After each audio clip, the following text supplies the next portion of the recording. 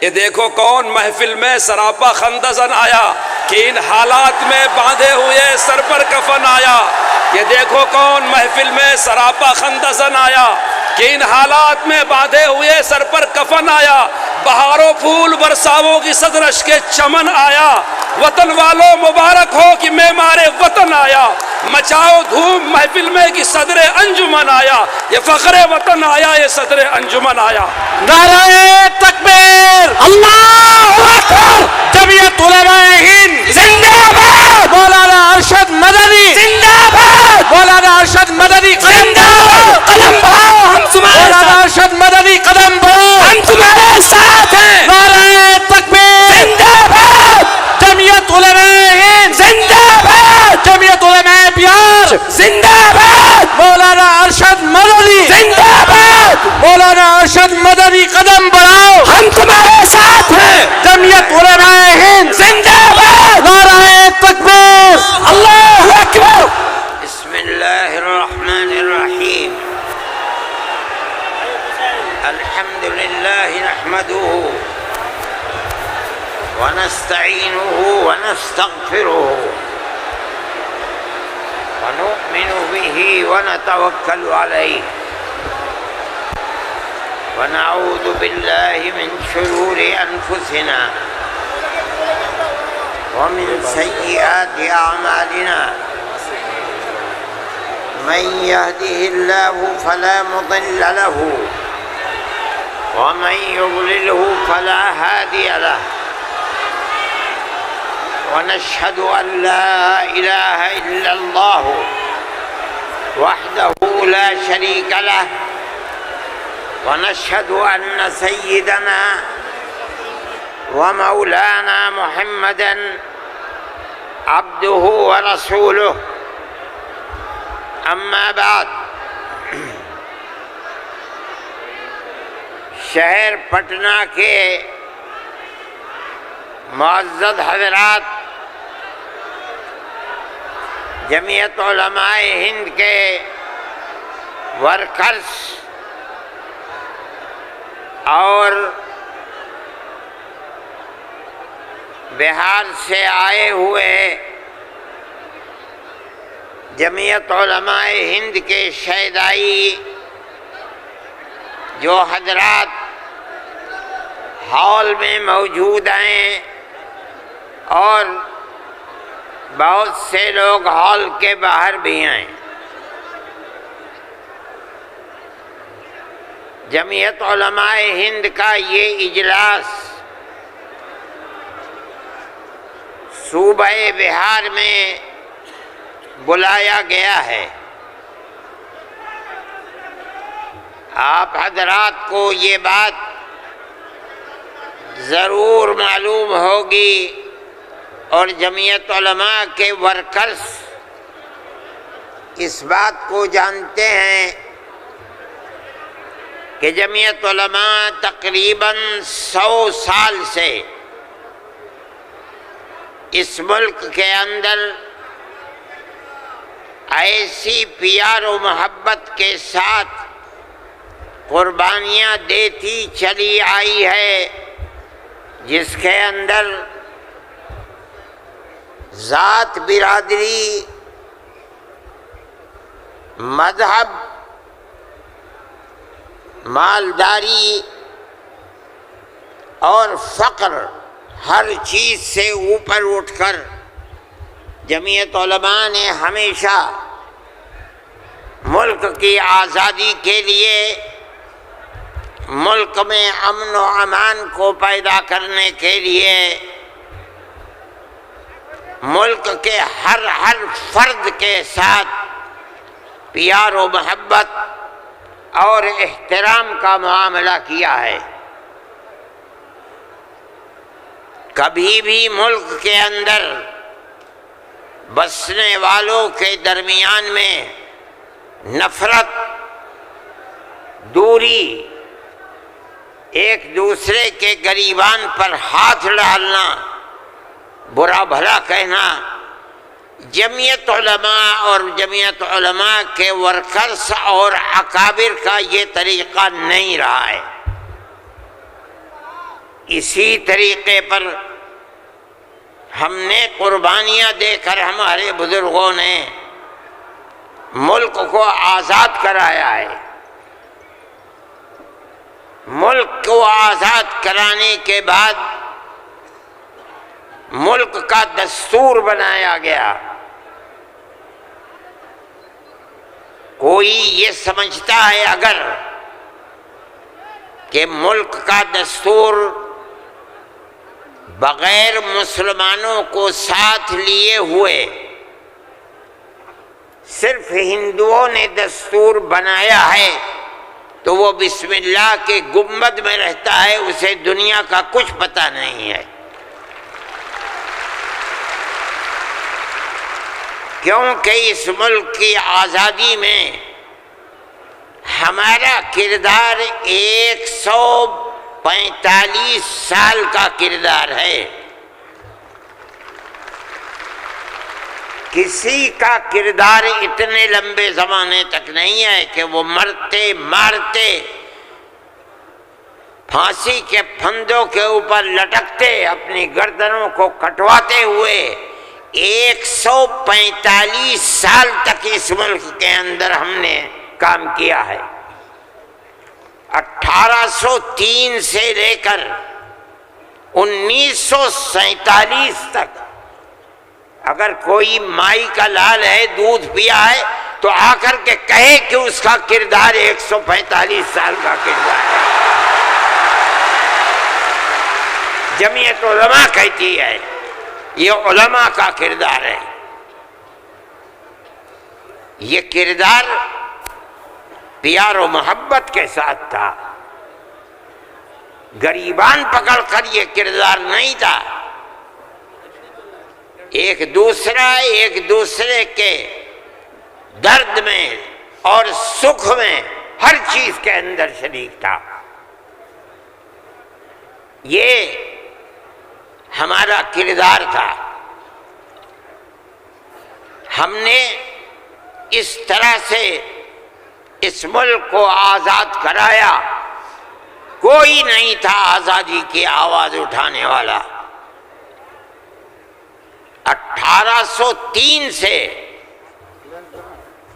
ملک کے لیے قربانی دینے والے 1857 کے اندر صرف دہلی کے اندر 33,000 علماء کو قتل کیا گیا۔ سنبھل میں، مراد آباد میں، میرٹھ میں سینکڑوں علماء کو جس کے جسم کے اوپر لباس عالموں جیسا ہوتا تھا اس کو پھانسی کے تختے پر چڑھا دیا جاتا تھا۔ کوئی نہیں تھا، کانگریس کا وجود بھی نہیں تھا۔ کانگریس تو بنی ہے 1883 میں اور 1885 میں اس کا پہلا اجلاس ہوا ہے، جبکہ 1803 سے حضرت شاہ عبدالعزیز صاحب نے اعلان کر دیا تھا کہ ہمارا ملک مسلمانوں کا یا ہندوؤں کا ملک نہیں رہا، یہ انگریزوں کا ملک ہو گیا، ہم غلام بن گئے۔ اب غلامی کی زنجیروں کا توڑنا اور جہاد کرنا ہر ایک کا فرض ہے، اور اس کے بعد جہاد پر لگ گئے۔ کوئی مائی کا لال نہیں تھا جو انگریز کی اس طاقت کے مقابلے میں کھڑے ہو کر غلامی کی زنجیروں کو توڑنے کے لیے اپنی زبان کو کھول سکے۔ اس اعلان کے تقریباً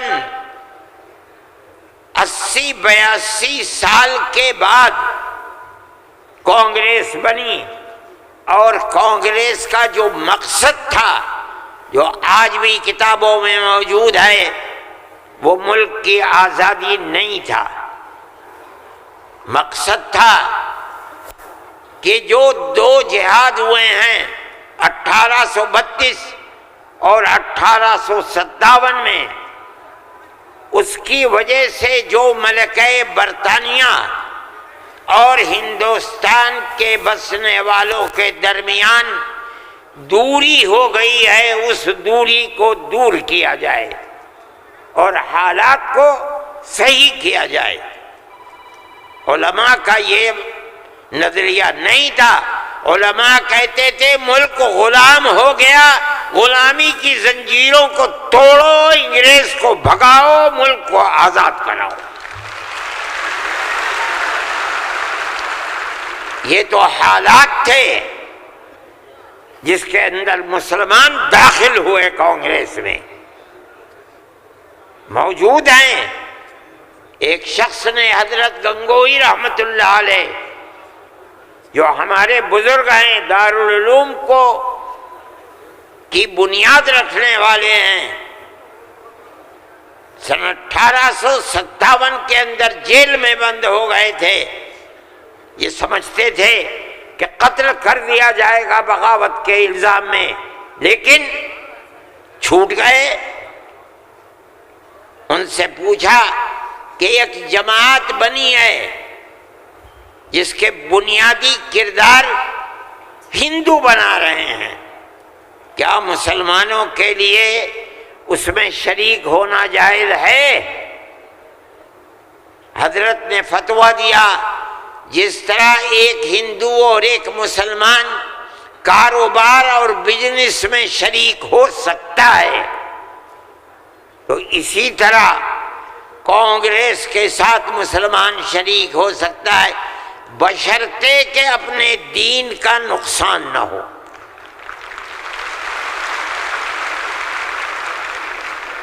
اس کا مطلب نہیں سمجھے تھے لوگ۔ مطلب یہ ہے کہ ہماری تحریک ہے کہ مسلمان اور ہندو جب تک ساتھ نہیں ہوگا ملک آزاد نہیں ہوگا۔ تم اس کے اندر گھسو اور اتنی طاقت پیدا کرو اپنی گھس کر کہ کانگریس کو مجبور کر دو کہ وہ اپنا نقطہ نظر بدل کر ملک کی آزادی کے لیے جد و جہد کرے۔ چنانچہ کانگریس نے اپنا نقطہ نظر بدلا، ملک کی آزادی کو اپنا نقطہ نظر بنایا، اور پھر اس کے بعد ہندو اور مسلمانوں نے شریک ہو کر ایک دوسرے کے ساتھ چل کر ملک کی آزادی کے لیے آواز اٹھائی، قربانیاں دی ہیں، اور انہی قربانیوں کے نتیجے کے اندر ملک آزاد ہوا۔ میرے بھائی، اس بات کو سمجھیے، جیسے جیسے ملک کی آزادی قریب ہوتی جاتی تھی، جمعیت علماء ہند بار بار کانگریس سے کہتی تھی کہ ہم نے تمہارا ساتھ دیا ہے، آج ہم تمہارے ساتھ کھڑے ہیں، ہمیں یہ بتاؤ کہ ملک کی آزادی کے بعد ملک کا دستور کیا رہے گا، کیا سیکولر دستور ہوگا یا مذہبی حکومت ہوگی؟ اگر سیکولر دستور ہوتا ہے ہم تمہارے ساتھ ہیں، اور اگر سیکولر دستور نہیں ہوتا تو ملک کی آزادی میں ہم تمہارے ساتھ نہیں ہیں۔ بار بار ہمارے پاس کانگریس ورکنگ کمیٹی کی تجاویز موجود ہیں۔ کانگریس بار بار عہد کرتی ہے کہ ملک آزاد ہوگا تو ملک کا دستور سیکولر دستور ہوگا، ہر اقلیت کو اپنے مذہب کے اوپر آزادی سے چلنے کا اختیار ہوگا۔ چنانچہ ملک آزاد ہو گیا۔ اب ملک کی آزادی کے بعد ایک طبقہ اٹھا جس نے یہ کہا کہ کھیر مل گئی ہے، اب اسے کھانے کا وقت آ گیا ہے۔ انہوں نے کہا کہ ملک کی دستور ہندو دستور بنے گا، سیکولر دستور نہیں بنے گا۔ جمعیت علماء کے لوگ تھے، مولانا ابوالکلام آزاد تھے جو جمعیت علماء کی ورکنگ کمیٹی کے ممبر تھے، مولانا مدنی تھے، مفتی اعظم مفتی کفایت اللہ تھے، مولانا حفظ الرحمان سوہروی تھے، اور ان کے پیچھے لاکھوں آدمی تھے۔ انہوں نے کہا جو ہم سے وعدے کیے ہیں ان وعدوں کو پورا کرو۔ اگر ملک کی تقسیم ہوئی ہے اور مسلمانوں کو ایک حصہ دے دیا، تم نے دیا ہے دستخط ملک کی تقسیم پر، تم نے کیے ہیں، ہم نے جوتے کھائے ہیں، ہمارے گلوں کے اندر جوتوں کے ہار پڑے ہیں، مگر ہم نے ملک کی تقسیم کو منظور نہیں کیا۔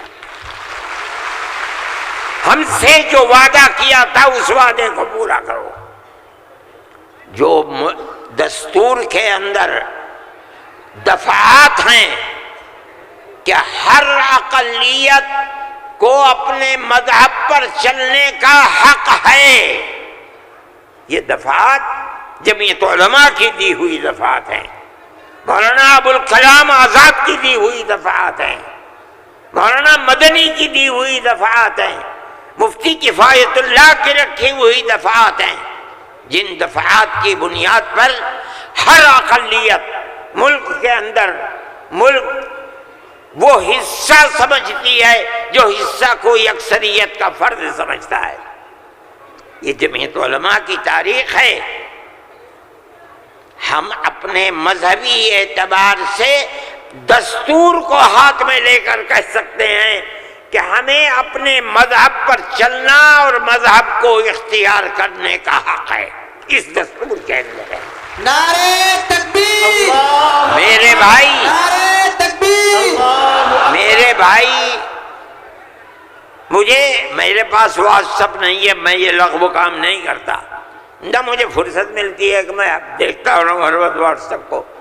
مجھے آج صبح ایک صاحب نے دکھلایا کہ کل مودی جی نے، وہ بڑے آدمی ہیں، میرے ملک کے وزیر اعظم ہیں، انہوں نے تقریر کی ہے اور اس کے اندر یہ فرمایا ہے کہ وقف ہندوستان کے دستور کے اندر وقف کوئی چیز نہیں ہے۔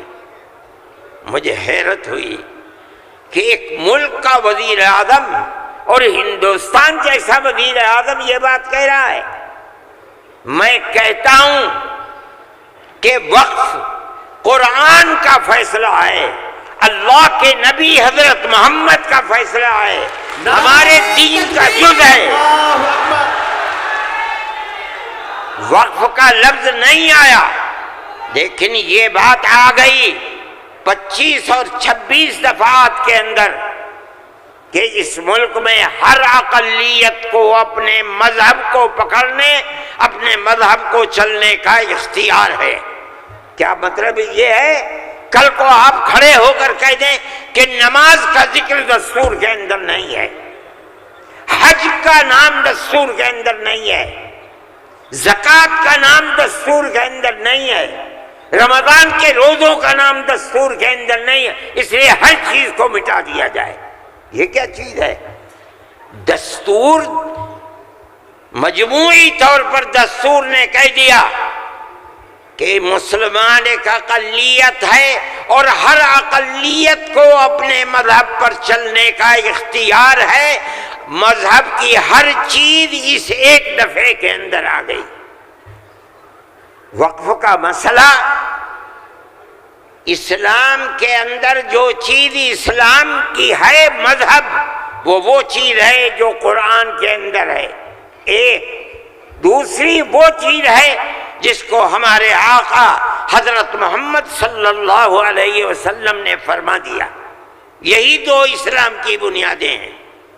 سمجھو، قرآن کی آیت ہے 4 سپارے کی پہلی آیت، لن تنالوا البر حتى تنفقوا مما تحبون۔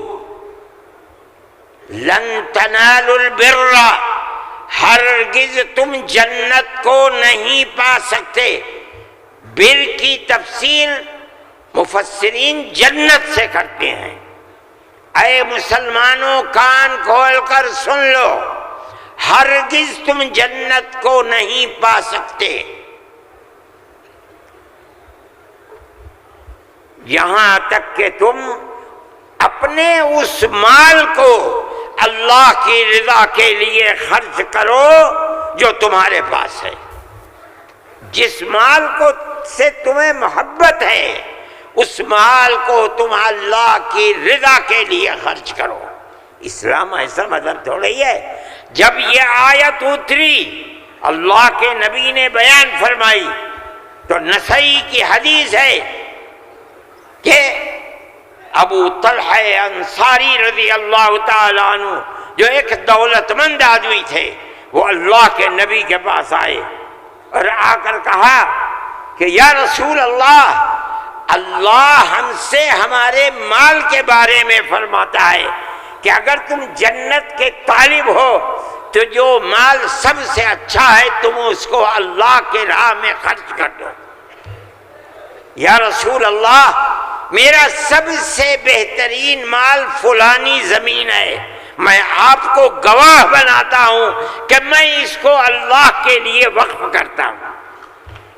یہ حدیث موجود ہے نسائی کے اندر. مذہب اور کس چیز کا نام ہے؟ جو اللہ نے فرمایا وہ مذہب ہے، جو رسول اللہ نے فرمایا وہ مذہب ہے. مجھے حیرت ہے کہ مودی جی ہمارے مذہب کے بارے میں فیصلہ کرتے ہیں کہ وقف کے اندر وقف کا ذکر دستور کے اندر. ارے بابا دستور کے اندر مذہب اسلام کو ہر اقلیت کو اپنا مذہب قبول کرنے کا اختیار آزادی کے ساتھ ہے. یہ ہمارا مذہب ہے، وقف ہمارا مذہب ہے. اللہ نے فرمایا، رسول اللہ نے فرمایا. حدیث کے اندر آتا ہے کہ جب انسان مر جاتا ہے، یہ مسلم کی حدیث ہے، اذا مات الانسان انقطع عمله عنه. جب آدمی مر گیا اب اس کے اندر کام کرنے کی طاقت بھی نہیں ہے. اب اسے کسی چیز کا ثواب ملتا تھا، نماز پڑھنے کا، روزہ رکھنے کا، نہ نماز پڑھ سکتا ہے نہ روزہ. مگر فرماتے ہیں 3 چیزیں ایسی ہیں مرنے کے بعد بھی آدمی قبر میں چلا گیا اسے ثواب ملتا رہتا ہے. کیا ہے؟ اس کے اندر پہلی چیز ہے صدقۃ جاریۃ، ایسا صدقہ کر کے جانا کہ جو اس کا ثواب برابر جاری رہے. مثال کے طریقے پر کوئی کنواں کھدوا دیا، یہ اللہ کے لیے وقف ہے، 100 سال 200 سال 1000 سال اگر اس کنویں سے پیاسا پانی پیے گا اس آدمی کو پہنچے گا جو مر گیا 100 سال پہلے، اس نے بنوایا تھا کنواں.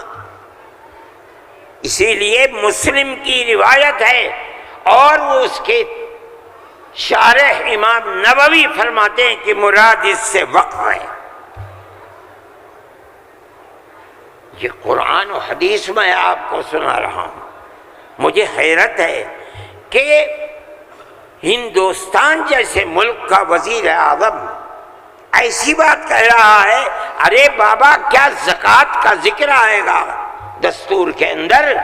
کیا نماز کا ذکر آئے گا دستور کے اندر؟ کل کو کھڑے ہو کے یہ کہہ دو کہ نماز کا ذکر دستور میں نہیں ہے اس لیے نماز نہیں پڑھنے دی جائے گی. زکوٰۃ دستور میں نہیں ہے، زکوٰۃ نہیں کرنی. میں سوچتا ہوں کہ اللہ ملک کا کون بول رہا ہے؟ وزیر اعظم، اور ایسی چیز بول رہا ہے جس کے نہ سر ہے نہ پر ہے. ہم اس کے مخالف ہیں. ہم کہتے ہیں پڑھو، خود نہیں پڑھتے، پڑھے ہوں کو بلاؤ، ان سے پوچھو دین کیا ہے، مذہب کیا ہے، ہم بتائیں گے. ہمارا ملک ہے، ہم ہمیشہ سے اس ملک میں رہتے آئے ہیں. اگر ہندو کی ذات برہمن ہے جاؤ کشمیر میں مسلمان بھی برہمن ہے. اگر ہندو تیاگی ہے مسلمان بھی تیاگی ہے. اگر ہندو راجپوت ہے مسلمان بھی راجپوت ہے. ہم کہاں سے آئے ہیں؟ ہم تو اسی ملک کے رہنے والے ہیں. جس کو ہندو کوئی مذہب پسند ہے وہ ہندو مذہب کے اوپر ہے، جسے عیسائی مذہب پسند ہے وہ عیسائی بن گیا، جسے سکھ مذہب پسند ہے وہ سکھ بن گیا، جسے اسلام مذہب پسند ہے وہ مسلمان بن گیا۔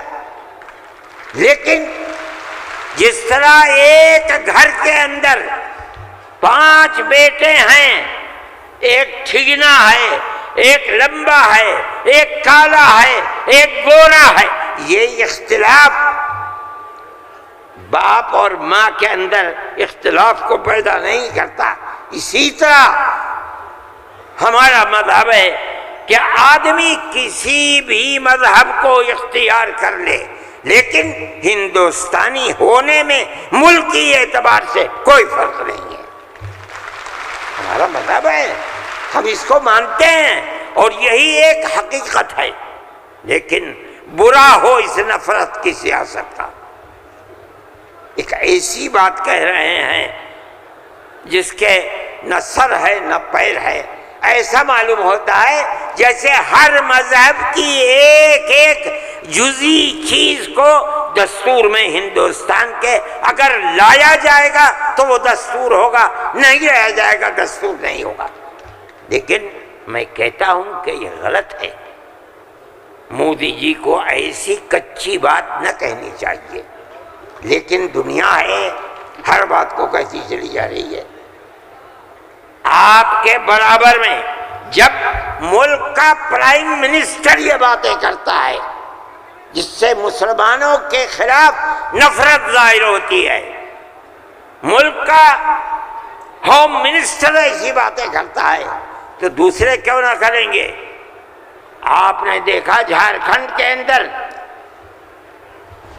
جس کے ذمہ دار بنایا گیا آسام کے چیف منسٹر کو، آسام کے چیف منسٹر کی روز کی تقریریں آپ سنیے، مسلمان کو مسلمان نہیں کہتا، اس کی زبان سے مسلمان کا نام نہیں نکلا، ہمیشہ گھس بیٹھیا کہتا ہے۔ میں کہتا ہوں یہ کتنی بڑی جہالت ہے، جس برادری کا وہ آدمی ہوگا اس برادری کے مسلمان بھی آسام میں ہوں گے۔ ہندوستان کی کوئی برادری ایسی نہیں ہے جس کے اندر مسلمان نہ ہو، وہ مسلمان کا نام لیتے ہوئے گھبراتا ہے، مگر خدا کی قدرت ہے جو 1 مہینہ جھارکھنڈ کے اندر رات اور دن تقریریں مسلمان کے خلاف کرتا رہا، وہاں مسلمانوں کا نام لے کر ان کے خلاف بولنے والوں کا منہ کالا ہو گیا۔ نعرہ تکبیر، جمعیت علماء ہند، مولانا ارشد مدنی۔ اس کا مطلب کیا ہے؟ اس کا مطلب سمجھو، صرف یہی مطلب نہیں ہے کہ وہ تقریریں کی اور تقریریں کر کے چلے گئے، اس کا مطلب یہ ہے کہ وہ رات اور دن مسلمانوں کے خلاف زہر اگل رہے تھے۔ جھارکھنڈ کے صرف ہندو نہیں، ہندو اور مسلمانوں نے مل کر اس تحریک اور اس سیاست کو تھوک دیا اس کے اوپر۔ الیکشن کے اندر بی جے پی کی ناکامی وہ صرف مسلمان کے حصے میں نہیں لکھی جائے گی۔ مسلمان کی تعداد کتنی ہے جھارکھنڈ کے اندر؟ اس کا مطلب یہ ہے کہ نفرت کی اس سیاست کو جھارکھنڈ کے ہندو اور مسلمان نے تھوک دیا، اس کے اوپر قبول نہیں کیا۔ وہ آدمی جو بولتا تھا وہ اپنے صوبے کے اندر بھی جب زبان سے کوئی بات نکلتی تھی مسلمان کے خلاف آگ ہی اگلتا تھا۔ دیکھو ساری ہندوستان کے اندر ہندوستانی ہونے کے لیے یہ بنیاد ہے کہ جو سب سے پہلی مردم شماری تھی سن 1951 کی، جس کا نام اس مردم شماری میں ہے وہ اور اس کی اولاد ہندوستانی ہے۔ یہ ملک کے اندر ایک قانون بنا ہوا ہے، لیکن کانگریس، بی جے پی اور جو علاقائی پارٹیاں آسام کی ہیں، سب نے مل کر جب مشرقی پاکستان کو مغربی پاکستان سے الگ کیا گیا اور ہندوستان کی طاقت نے کیا، اندرا جی کے زمانے کے اندر بہت سے لوگ ہندوستان، بمباری ہو رہی تھی، بھاگ گئے پاکستان، اور پاکستان کے بہت لوگ بھاگ گئے ادھر۔ اب کیسے کہا جائے کہ ہندوستانی پاکستانی کون کون ہے؟ تو سب نے مل کر پارلیمنٹ نے قانون بنایا کہ 1971 کے بعد جو آیا ہے وہ ہندوستانی نہیں ہے، آسام میں 1971 کی مردم شماری میں جس کا نام ہے وہ آسامی ہے، اور اس کے بعد جو آیا ہے وہ آسامی نہیں ہے۔ یہ قانون بنا دیا، قانون بن گیا۔ اب یہ حلق سے نیچے چیف منسٹر صاحب کے نہیں اتری، انہوں نے کہا کہ نہیں، سارے ملک کا دستور ایک ہونا چاہیے۔ ارے بابا، کانگریس کا زمانہ تھا، کانگریس نے پارلیمنٹ کے اندر یہ اصول بنایا، اس کے اوپر بی جے پی کے بھی دستخط ہیں، علاقائی پارٹیوں کو بھی دستخط ہیں، ہم نہیں جانتے کچھ۔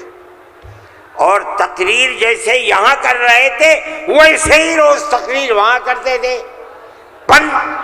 71 نہیں 51 بنے گا، 71 نہیں 51۔ کیوں؟ اگر 51 کو بنا دیا گیا تو کم از کم 80-90 لاکھ مسلمان اجڑ جائے گا، برباد ہو جائے گا۔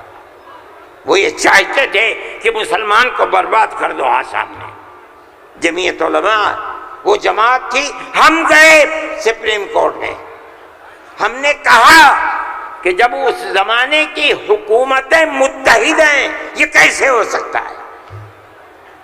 یہ اللہ کا احسان اور کرم ہے کہ سپریم کورٹ نے وہ فیصلہ کیا جو حق فیصلہ تھا، اور اس نے کہہ دیا کہ نہیں، آسام کے لیے سن 71 ہی رہے گا۔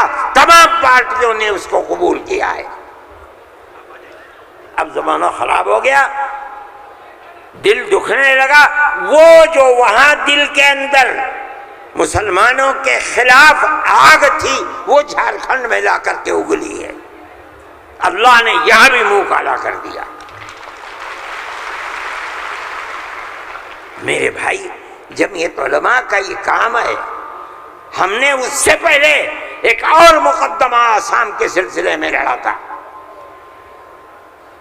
جب لڑکی اپنے شوہر کے ساتھ کسی دوسرے شہر میں پہنچی، یہ لڑکی کہاں سے آئی؟ جو وہاں کا پردھان تھا وہ سرٹیفکیٹ دیتا تھا کہ یہ لڑکی فلاں کی ہے، باپ اس کا فلاں جگہ ہے، لڑکی یہاں رہتی ہے۔ اسی سرٹیفکیٹ کی بنیاد پر اسے آسامی کہا جاتا تھا۔ اس طرح کی لڑکیاں ہندوؤں میں 24 لاکھ اور مسلمانوں کے اندر 27 لاکھ تھی۔ وہاں کی فرقہ پرست طاقت کہتی تھی کہ یہ پردھان کا سرٹیفکیٹ کوئی معنی نہیں رکھتا۔ تنہا جمعیت علماء تھی، ہم گئے سپریم کورٹ میں، اور جو بڑے سے بڑا وکیل جو ایک ایک پیشی میں 15 لاکھ روپیہ لیتا تھا، اور اتفاق سے جو چیف جسٹس تھا وہ بھی آسامی ہی کا تھا سپریم کورٹ کا۔ مجھے تو بہت خطرہ تھا، ان کا ہوگا کیا؟ 47 لاکھ عورتیں ہیں اور ان کے بچے اگر لگا لو 1.5 کروڑ، یہ کہاں جا کے بھیک مانگیں گے؟ نہ کوئی مکان خرید سکتے ہیں، نہ جائیداد خرید سکتے ہیں، نہ ان کے بچے پڑھ سکتے ہیں، یہ کیا کریں گے؟ اللہ کی قدرت کا کرشمہ ہے کہ اس کے اندر بھی جمعیت علماء کو ایسی کامیابی ہوئی کہ مسئلہ ختم ہو گیا. 47 لاکھ ہندو مسلمان جینے کا حق انہیں مل گیا. یہ ایک چیز ہے. جمعیت علماء ہندو مسلم کی بات نہیں کرتی، ہمیں اس سے کوئی مطلب نہیں. جمعیت ہم علماء یہ کہتے ہیں مولانا ارشد مدنی نعرہ تکبیر، مولانا ارشد مدنی قدم بڑھاؤ. جمعیت علماء ہند، ہم یہ کہتے ہیں کہ ہم ہر ایک کے لیے کام کرتے ہیں. جمعیت علماء کا یہ کردار ہے. ابھی آپ کے سامنے بلڈوزر کی تحریک آئی، ہم نے یہ دیکھا کہ چیز دن بدن بڑھتی جا رہی ہے، اور اس آگ کے اندر یہ نہیں کہا جا سکتا کہ 100% مسلمان ہے، لیکن 95% مسلمانوں کے گھر گرائے جا رہے ہیں. سارے ہندوستان میں جمعیت علماء ہند سپریم کورٹ میں گئی اور ہم نے جا کر کے یہ بات رکھی. تحریک چلتی رہی. ہم نے یہ بات کہی کہ یہ کیسے ہو سکتا ہے جس گھر کو ماں باپ نے بنایا، اس گھر کے اندر ایک لڑکے نے کوئی کام ایسا کر دیا کہ جو کام گورنمنٹ کے خلاف ہے، آپ کی سیاست کے خلاف ہے، آپ اس مکان کو بلڈوزر چلا کر گرا دیں. وہ ماں باپ کہاں جائیں گے بوڑھے؟ اس کی بیوی بچے کہاں جائیں گے؟ اس کی بہن بھائی کہاں جائیں گی؟ اس کی اولاد کہاں جائے گی؟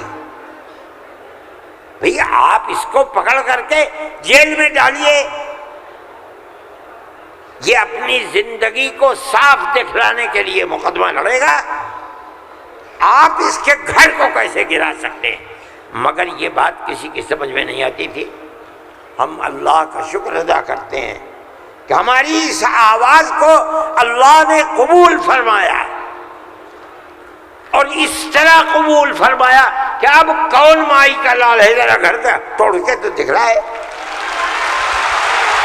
نعرہ تکبیر، جمعیت علماء ہند، مولانا ارشد مدنی. میرے بھائی، یہ فیصلہ دینے والے مسلمان نہیں تھے، مدرسے کے پڑھے ہوئے نہیں تھے. یہ وکیل جو سپریم کورٹ سے لڑ رہے تھے مدرسوں کے پڑھے ہوئے نہیں تھے، ہندو تھے. اس کا مطلب ہے کہ ملک کے اندر آج بھی لاکھوں نہیں کروڑوں ہندو ہیں جو مذہب سے اوپر اٹھ کر دکھ سکھ میں ایک دوسرے کے ساتھ شریک رہنا چاہتے ہیں. ہم اپنی 1400 سالہ اسی تاریخ کو زندہ کرنا چاہتے ہیں، زندہ رکھنا چاہتے ہیں. جمعیت علماء اس کے لیے کھڑی ہوئی ہے. ہم ہر جگہ جاتے ہیں، اس کو نہیں دیکھتے کہ کون ابو حنیفہ کا ماننے والا ہے، کون آدمی اہل حدیث ہے، کون غیر مقلد ہے، کون جماعت اسلامیہ، کون ہندو ہے، کون مسلمان ہے. ہم نہیں دیکھتے. اگر ظلم و تشدد ہو رہا ہے ہم وہاں جاتے ہیں. سیلاب آیا کیرلا کے اندر، ہم پہنچے. ہم نے مکانات 2 کروڑ روپیہ خرچ کیا، مکانات کی تعمیر کرائی، مکانات کو بنوایا. مسلمانوں کے مکانات بھی تھے، ہندوؤں کے مکانات بھی تھے، عیسائیوں کے مکانات بھی تھے. جاؤ جا کر کے دیکھو. ہم نہیں کرتے یہ کام. بنگال کے اندر سیلاب آیا، لاکھوں آدمی اجڑ گئے. ہم نے وہاں کیمپ لگائے. ایک ایک کیمپ میں 2700 صبح، 2700 دوپہر میں کھانا کھاتے تھے. کوئی تمیز نہیں کون ہندو ہے کون مسلمان. جو مصیبت کا شکار ہے آئے ہمارے دسترخوان کے اوپر کھانا کھائے. یہ ہمارا کردار ہے. میرے بھائی، ان تمام چیزوں کو سمجھنا چاہیے. یہ مجھے آج حیرت ہوتی ہے، وزیر اعظم کا خطاب سن کر مجھے حیرت ہوئی. ایسا لگتا ہے کہ جسے پڑھ لکھ کر کے نہیں خواہ بخواہ بول دیے. چیف منسٹر کے خطاب کو آج میں نے سنا. میں نہیں سنتا ہوں زیادہ، مجھے فرصت ہی نہیں ملتی پڑھنے پڑھانے سے، میں کہاں سے سنوں گا. جو خطاب ان کے جھارکھنڈ میں ہوئی ہے مجھے حیرت ہوئی، مگر زیادہ حیرت نہیں ہوئی اس لیے کہ وہ زخم خوردہ ہیں. سپریم کورٹ کے فیصلے نے ان کے مزاج کے اندر گڑبڑی پیدا کر دی ہے، اس لیے وہ ایسی بات کہتے ہیں. سب لوگ اسی ملک کے رہنے والے ہیں، جو اس ملک کا ہے اس کو مکمل اختیار ہے. دستور ہماری بنیاد ہے، ہم اس دستور کو زندہ رکھنا چاہتے ہیں. اگر کوئی اس دستور کے خلاف جائے گا، ہم کورٹ میں گئے، بار بار گئے، ہمیں سپریم کورٹ سے پورا حق ملا ہے. ہم اللہ کا شکر ادا کرتے ہیں. ہمیں حق دینے والے مسلمان نہیں ہیں. 100% سپریم کورٹ کے جج جہاں ہمارے فیصلے گئے وہ ہندو تھے، ہندوؤں نے فیصلے کیے ہیں. اس کا مطلب ہے کہ ہمارے ملک کے اندر آج بھی 2-4 نہیں، لاکھ 10 لاکھ بے شمار لوگ ہیں کہ جو ہندو مسلم مذہب سے اوپر اٹھ کر ایک دوسرے کے ساتھ پیار و محبت کا معاملہ رکھنا چاہتے ہیں. اور جو طاقتیں ملک کے اندر نفرت کو پیدا کر رہی ہیں، ملک کے اندر ایک بہت بڑا طبقہ ہے جو اس نفرت کی سیاست کو ملک کی تباہی کا سبب سمجھتا ہے. جمعیت علماء کی یہ تحریک ہے، ہم اسی لیے آپ کے پاس آئے. ہم وقف بل کو ایک مذہبی مسئلہ سمجھتے ہیں. آپ اس بات کو سمجھیے. لوگ نہیں کہتے، میں تو سچ بات کہہ دیتا ہوں. آپ کے اس صوبے کی حکومت وہ بیساکھی ہے جس کے اوپر مرکزی حکومت ٹکی ہوئی ہے. یہ بھی اس کے اندر شریک ہے. وہ کہتے ہیں کہ ہم مسلمانوں کو کوئی تکلیف نہیں پہنچنے دیں گے. میں نے جو بات کہی ہے اسی لیے کہ یہ آواز ان تک پہنچے کہ وقف کو زندہ رکھنا یہ ہمارا مذہبی فریضہ ہے، ہمارا مذہب ہے وقف. اگر آپ اس کی تائید کریں گے تو مسلمان خود فیصلہ کرے کہ آپ کی گورنمنٹ آپ کے مذہب کو زندہ رکھنا چاہتی ہے یا آگ لگانا چاہتی ہے. جمعیت علماء ہند زندہ باد. مولانا ارشد مدنی، قدم بڑھاؤ.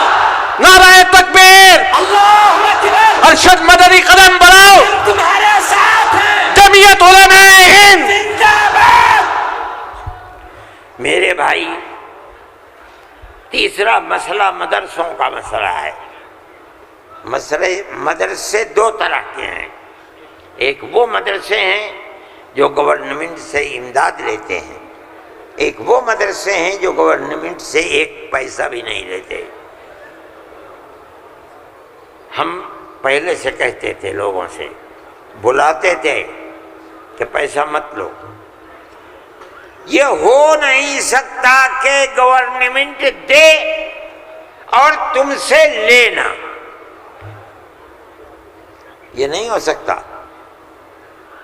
آج سے تقریباً 15-20 سال پہلے دلی کے اندر ایک میٹنگ بلائی. بہار کے لوگ بھی اس وقت گورنمنٹ میں تھے، یہ بھی تھے. اور وہ یہ تھی کہ مدرسے والوں کو ہم پیسہ دیں گے. سب نے منع کر دیا کہ ہم نہیں جائیں گے. میں نے یہ سوچا کہ مجھے جانا چاہیے، چنانچہ میں چلا گیا وہاں. انہوں نے مجھے اسٹیج پر بنا لیا. اس کے اندر بڑے بڑے وزراء بیٹھے ہوئے تھے، ارجن سنگھ بھی تھے اور دوسرے لوگ تھے. وہاں تقریر کرنے والوں نے تقریر کی مدرسوں کے خلاف، میں خاموش بیٹھا رہا۔ اس کے بعد مجھ کو کہا کہ آپ بولیں، میں بولے۔ میں نے ان سے کہا کہ آپ نہیں جانتے کہ مدرسوں کا کردار کیا ہے۔ میں آپ کو بتاتا ہوں، جب 1857 کے اندر لوگوں کا قتل عام ہو گیا تو اب ملک کی آزادی کے لیے جہاد کرنے والے مجاہد ہی ختم ہو گئے۔ جن لوگوں نے جہاد کیا تھا وہ جیل میں پکڑے گئے۔ جب عام معافی کا اعلان ہوا تو علماء نکلے اور سر جوڑ کر بیٹھے۔ 57 میں جہاد ہوا تھا، ٹھیک 9 سال کے بعد 1866 میں دارالعلوم کی بنیاد رکھی۔ کیوں؟ اب مجاہد زندہ نہیں رہے، دارالعلوم میں جنگ آزادی کے لیے مجاہدین کی فیکٹری بنانی تھی، وہ ہے دارالعلوم دیوبند۔ مدارس اسلامیہ زندہ باد، جمعیت علماء ہند زندہ باد، نعرہ تکبیر، اللہ اکبر، مدارس اسلامیہ۔ اللہ اکبر۔ اس فیکٹری سے بڑے بڑے ہزاروں مدرسے بن گئے۔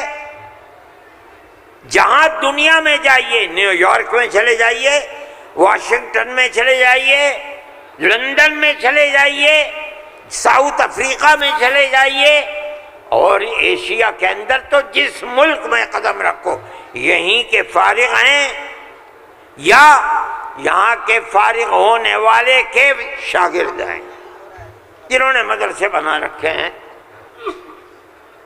یہ مدرسے در حقیقت ملک کی آزادی کی ضمانت ہیں۔ ملک کے اندر حضرت شیخ الہند یہیں کے پیدا ہوئے جنہوں نے 4 سال مالٹا میں جیل کاٹی۔ مولانا مدنی یہیں سے پیدا ہوئے ہیں جنہوں نے 9 سال انگریز کی جیل کاٹی ہے۔ اور میں نے کہا میں کتنوں کا نام لوں آپ کے سامنے۔ یہ مدرسوں کی زندگی ہے اور یہ تاریخ ہے۔ آپ اس تاریخ کو بجھانا چاہتے ہیں، کہتے ہیں بالکل نہیں۔ انہوں نے کہا کہ ہم نہیں بجھانا۔ میں نے کہا کہ یہ ہو نہیں سکتا کہ آپ پیسہ دیں انہیں اور پھر ان کے نظام تعلیم اور نصاب تعلیم میں دخل نہ دیں۔ آواز آئی ہم وعدہ کرتے ہیں کہ نہیں دیں گے۔ میں نے کہا اچھا، میں آپ کو جھوٹا نہیں کہتا ہوں، مجھے یہ بتائیے کہ ابھی الیکشن میں 3 سال باقی ہیں، کیا آپ یہ ضمانت دے سکتے ہیں کہ 3 سال کے بعد جو الیکشن ہوگا اس الیکشن کے نتیجے میں کامیاب ہو کر آپ ہی اقتدار کی کرسی پر بیٹھیں گے؟ کہنے لگے نہیں دے سکتے۔ میں نے کہا تو آپ تو 3 سال کی ضمانت نہیں دیتے، اور میرے دل میں یہ ارمان ہے کہ اگر قیامت تک میں زندہ رہوں گا تو مدرسوں کو لے کے چلوں گا۔ میرا آپ سے کیسے ہو جائے گا؟ میری آپ سے اس میں مصالحت نہیں ہو سکتی۔ آپ کو اسکول بنانے ہیں، آپ مجھے دیجئے، آپ اگر 50 اسکول کہیں گے میں 50 بنا دوں گا۔ لیکن آپ یہ چاہیں کہ مدرسے کو ختم کر کے اس کے اندر اسکول کا نصاب بن جائے، یا یہ مدرسے آپ سے پیسہ لے کر چلے، جمعیت علماء اسے گوارا نہیں کرے گی۔ میں نے ان سے کہا کہ مدرسے اور مسجد میں کوئی فرق نہیں ہے۔ کہنے لگے وہ کیسے؟ میں نے کہا اس لیے کہ اگر مسجد میں نماز پڑھی جاتی ہے، مدرسے میں نماز سکھلائی جاتی ہے۔ اگر مسجد میں نماز کے اندر قرآن پڑھا جاتا ہے، مدرسے کے اندر قرآن پڑھنا سکھلایا جاتا ہے۔ کیسے دونوں الگ ہو جائیں گے؟ یہ دونوں ایک دوسرے کے ساتھ ہیں۔ جیسے ہم مسجد اپنی خود بناتے ہیں، چاہے ایک چھپر ڈال کر کے بنائیں، اسی طرح ہم مدرسے میں بھی آپ سے کوئی مساعدت لینا ہم نہیں گوارا کرتے۔ اچھا، میں یہ کہہ کر کے بیٹھ گیا۔ صدیقی صاحب جن کو گورنمنٹ نے بنایا تھا، اسکولوں کو ان کا اقلیتی کردار دینے کے لیے وہ میرے برابر بیٹھے تھے، وہ بھی اس اجتماع کو بلانے والے تھے۔ اس کے بعد ایک اور صاحب کھڑے ہوئے میرے بعد، انہوں نے پہلے تو یہ کہا کہ مجھے بڑا افسوس ہے کہ آپ نے ارشد کے بعد مجھے بلا لیا، کچھ وقفے کے بعد بلاتے۔ انہوں نے تقریر، اور جیسے انہوں نے کہا میں نے اس پر یہ کہا کہ میرے اندر یہ طاقت ہے، آپ جو فرمائیں گے میں اسے قبول کروں گا، خاموش، میں کوئی اس کی تردید نہیں کروں گا، اس لیے آپ فرمائیے۔ جیسے انہوں نے کہا کہ مدرسوں کا کردار کمزور ہو گیا، وہ تو مجمع جو صبح سے کھڑے ہو گئے، خبیث ہے، اتار دو، پھینک دو، نکال دو اس کو یہاں سے۔ جب آگ لگنے لگی تو میں نے صدیقی صاحب سے کہا، اچھا صدیقی صاحب میں تو جا رہا ہوں۔ صدیقی صاحب نے مجھے پکڑے، بھائی خدا کے لیے بیٹھ جاؤ، یہ مجمع ہمارے قابو میں نہیں آئے گا۔ تو میں نے ان لوگوں سے کہا کہ بھائی کیا بات ہے، کیوں آخر گھبرا رہے؟ ایک بات ہے، آپ کی مرضی کے مطابق ہے آپ قبول کیجئے، نہ مرضی کے مطابق ہے آپ نہ قبول، لیکن اس اجلاس کے اندر یہاں کیوں شور بچاتے ہو؟ خیر وہ لوگ بیٹھ گئے۔ جب ہو گیا تو میں اٹھ کے بھاگ گیا۔ کانگریس گورنمنٹ کی جو بالکل آخری شخصیت تھی، انہوں نے کہا کہ بھائی سونیا جی صدر تھیں، انہوں نے کہا کہ آپ نے کیا کر دیا، میں پہلے منع کرتی تھی کہ اس مسئلے کو نہ چھوڑو، بند کر دو اس کو، جو مدرسہ بند ہو گیا۔ آج بھی یہی مصیبت تھی، ان مدرسوں کے خلاف ابتدا میں جو امداد نہیں لیتے تھے کوئی نہیں بولتا تھا، اس لیے کہ جب تمہارا کھایا نہیں ہے تو تم ہم سے پوچھ کیوں سکتے ہو؟ جو تمہارا کھاتے ہیں ان سے جا کے کہو، انہوں نے کھایا ہے اب تم ان کے حلق سے نکالو، ہم نے تو کبھی تم سے 2 پیسے بھی نہیں لیے۔ دارالعلوم دیوبند کو سن 56 کے اندر، 1956 میں، جو اس وقت یہاں بہار کے آدمی تھے اور ملک کے صدر جمہوریہ تھے ڈاکٹر راجندر پرساد، وہ دیوبند آئے تھے۔ انہوں نے دیوبند، حضرت رحمۃ اللہ علیہ زندہ تھے، حضرت مدنی، انہوں نے دارالعلوم کے لیے ایک لائبریری کے پیسے دارالعلوم کو دینے کا وعدہ کیا۔ جب وہ چلے گئے، اب شکریہ ادا کیا ان کا بہت، جب وہ چلے گئے تو ان کو خط لکھ کر بھیج دیا گیا کہ دارالعلوم دیوبند کے بنانے والوں کا یہ حکم ہے، یہ اصول ہے کہ کسی بھی مسلم یا غیر مسلم حکومت سے کبھی کوئی مدد نہیں لی جائے گی، اس لیے ہم آپ کا شکریہ کے ساتھ واپس کرتے ہیں۔ آج تک حکومتوں پر حکومتیں بدل گئیں، انگریز گورنمنٹ، پھر اس کے بعد ہندوستان کی، مگر اس کے اندر کوئی فرق نہیں پڑا ہے۔ لیکن اس کے بعد جنہوں نے لیا تھا گورنمنٹ سے، پھر اس کے بعد ان مدرسوں کے اندر بھی ہاتھ ڈالنا شروع کر دیا۔ جمعیت علماء اس سلسلے کے اندر کورٹ میں گئی، اگرچہ ان مدارس کے سلسلے میں کوئی فیصلہ ابھی تک نہیں آیا، لیکن ہم یہ سمجھتے ہیں کہ قانونی اور دستوری اعتبار سے جو گورنمنٹ سے کوئی چیز نہیں لیتے، پہلے لیا جاتا تھا چھٹیوں کے اندر گورنمنٹ سے، وہ قانون تھا کہ جو ٹکٹ طلبہ لے کے گھر جاتے تھے کنسیشن، اس میں پیسہ کم ہو جاتا تھا۔ جب گورنمنٹ کی نظریں بدلنی شروع ہوئیں، دارالعلوم نے بند کر دیا، اس کو ہم نہیں لیتے۔ یہ بات ہم نے کہی،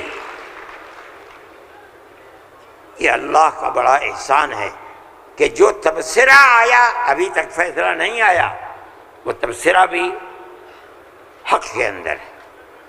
انشاءاللہ جب گورنمنٹ سے کوئی تعلق ہی نہیں ہے اور دستور کی دفعات 25 اور 26 اقلیت کو یہ حق دیتی ہے کہ وہ اپنے اداروں کو قائم کر لے، کوئی رکاوٹ نہیں ہے، تو ہمارے مذہبی اداروں کے اوپر کیسے رکاوٹ ہو سکتی ہے؟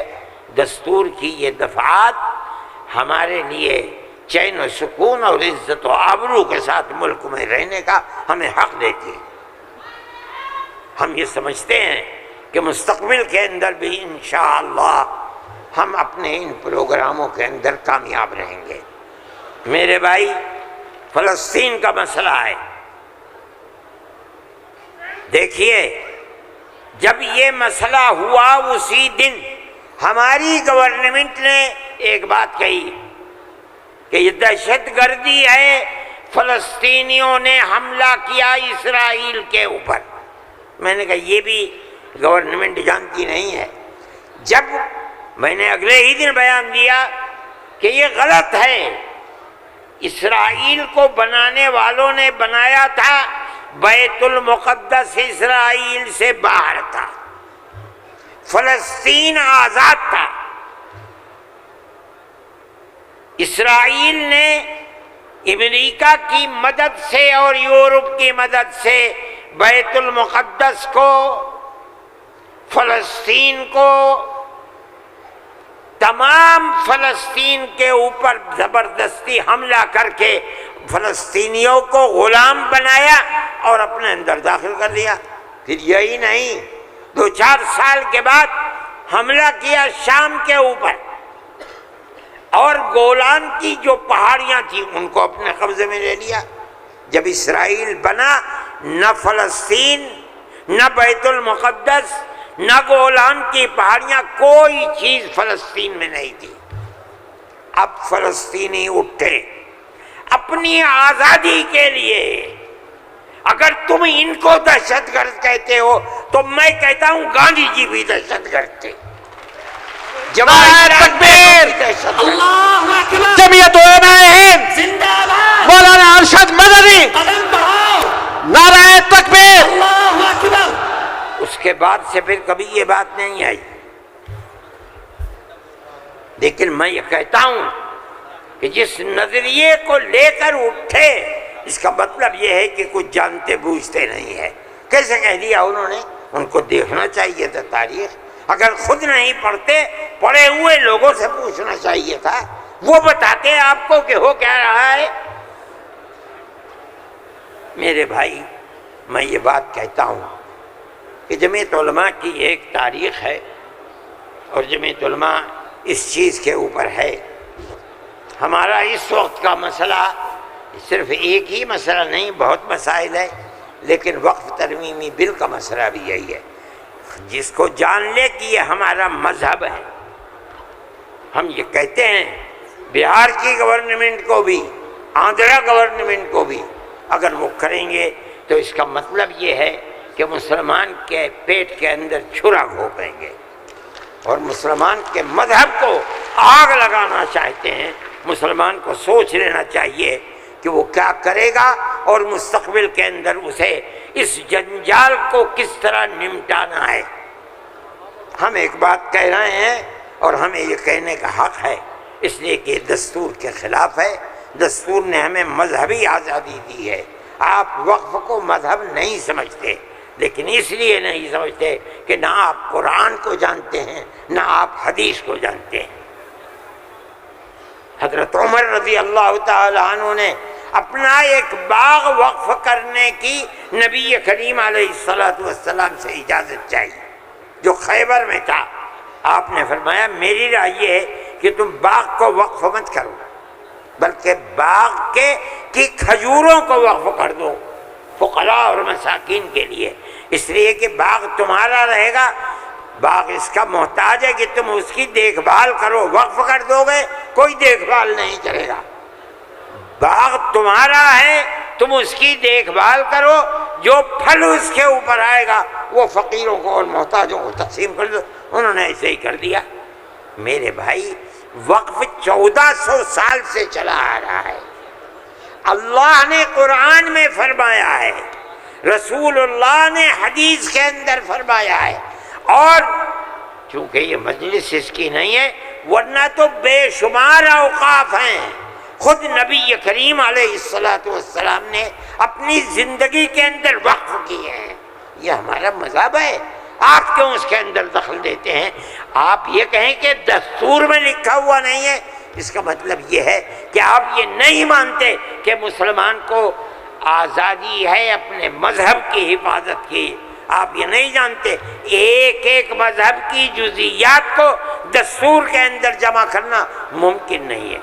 مذہب اسلام تو آدمی کے پیدا ہونے سے پہلے موت کے بعد تک قبر کے اندر جو صورتحال ہوتی ہے، اسلام اس سب کو اپنے احاطے میں لیے ہوئے۔ آپ کے دستور میں کتنی گنجائش ہوگی اس کی؟ یہ بات کہہ دیا کہ ہمیں اپنے مذہب پر چلنے اور اپنانے کا حق ہے، اسے زندہ رہنے کا حق ہے۔ ہم یہ بات کہہ رہے ہیں، ہم نہیں چاہتے کہ کوئی دوسرا اس کے اندر دخل اندازی کرے۔ میرے بھائی، میں نے یہ بات کہی اور میں نہیں سمجھتا ہوں کہ اس سے زائد مجھے کوئی بات کہنی چاہیے، اس لیے میں آپ حضرات سے کہ تشریف آوری کا شکریہ ادا کرتا ہوں۔ میں اس ہال کے اندر 1-2 مرتبہ پہلے بھی آ چکا ہوں، مگر میں نے کبھی مسلمانوں کا اتنا بڑا مجمع یہاں نہیں دیکھا۔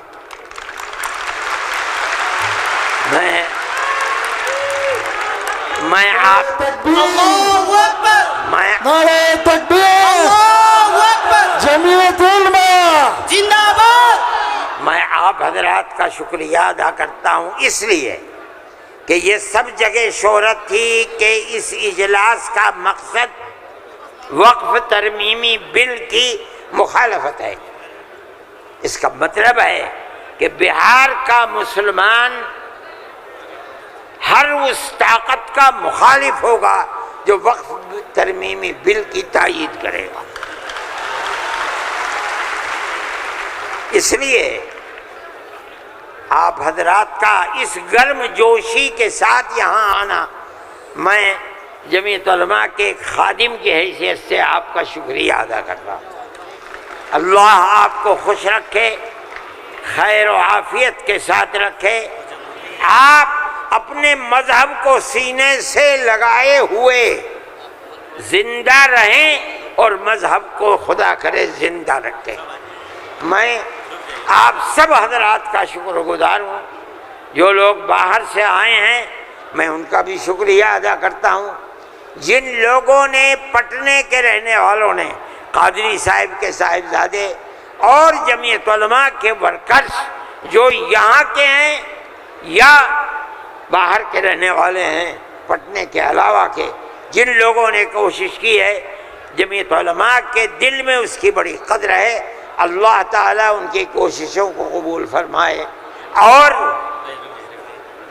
حکومت کو کسی بھی ایسے کام سے جو صوبے کے اندر یا ملک کے اندر مسلمانوں کی دل آزاری کا سبب بنے، اس سے باز رکھے اور خدا کرے کہ اس ملک کے اندر امن و امان، پیار و محبت مذہب سے اوپر اٹھ کر ہندو اور مسلمان سب مل جل کر اپنی پرانی تاریخ کو یاد کریں اور زندہ کریں۔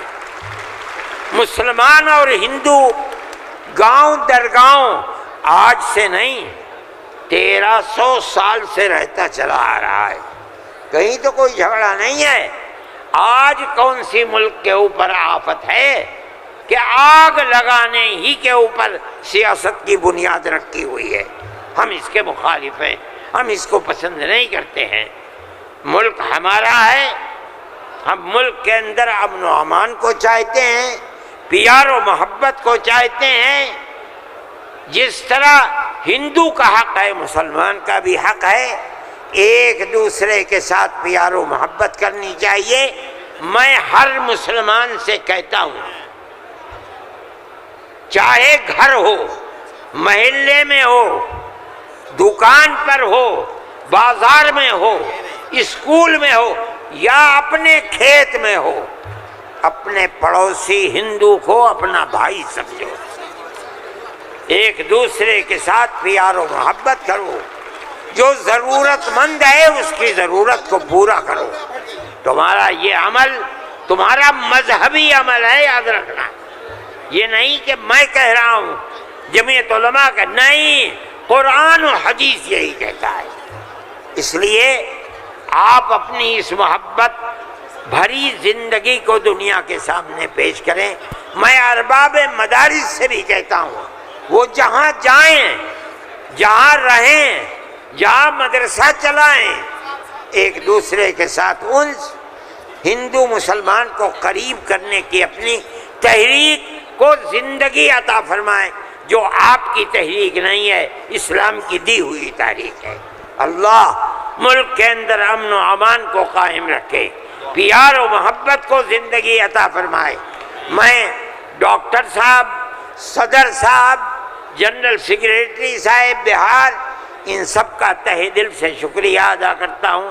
اللہ ان کی کوششوں کو کامیاب فرمائے اور اس اجتماع کو اپنے مقاصد کے اندر کامیابی عطا فرمائے۔ وصلی اللہ تعالی